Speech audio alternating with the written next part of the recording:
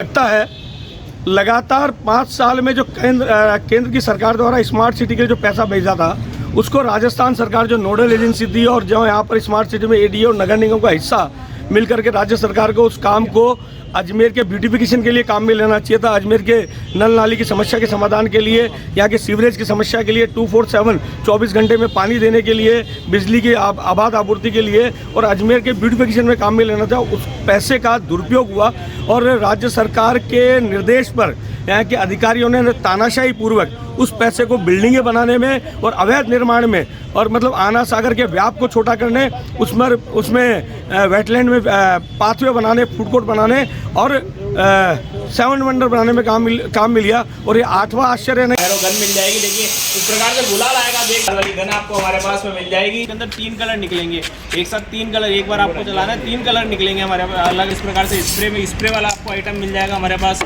में काम मिल गया। और ये 8वां आश्चर्य नहीं है। और ये सच्चाई सामने आई कि जब सुप्रीम कोर्ट और एनजीटी का डायरेक्शन आने के बाद भी जब 8 अगस्त को प्रधानमंत्री जी को मेरे द्वारा पत्र लिखा गया, उस पर जांच यहाँ पर आई, उस जांच को भी दिसंबर के महीने में यहाँ सीईओ जो उस समय मौजूद थे स्मार्ट सिटी के, उन्होंने जांच को दबा लिया और उस पर कोई कार्रवाई नहीं की। आज सुप्रीम कोर्ट और एनजीटी के निर्देशों पर, डायरेक्शन पर उस फूड कोर्ट को हटाया जा रहा है, पाथवे पर कार्रवाई की जा रही है, 7 वंडर को हटाया गया है। निश्चित रूप से एक तरह से अजमेर की जनता की आर्थिक हानि हुई है।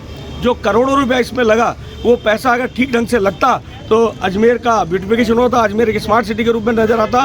प्रधानमंत्री जी के सपने को तोड़ने का काम उन लोगों ने किया है और केवल मात्र उस समय जो तत्कालीन कांग्रेस सरकार थी उसको खुश करने का काम किया।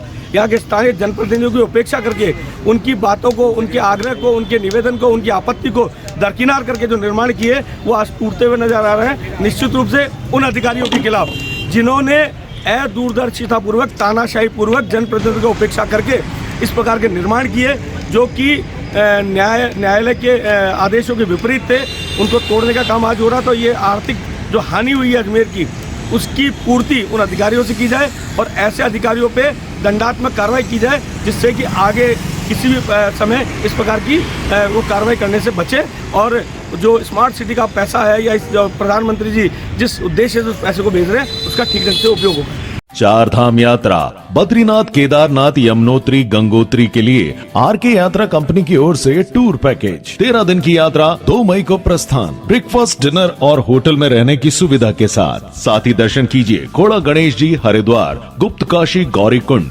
उत्तरकाशी, जोशी मठ, ऋषिकेश व पुष्कर जी के। एसी बस द्वारा मात्र 19,501 रुपए में। हेलीकॉप्टर द्वारा केदारनाथ दर्शन के लिए किराया अलग से। संपर्क करें आरके यात्रा कंपनी, सोनी जी की नसिया के पास, आगरा गेट, अजमेर।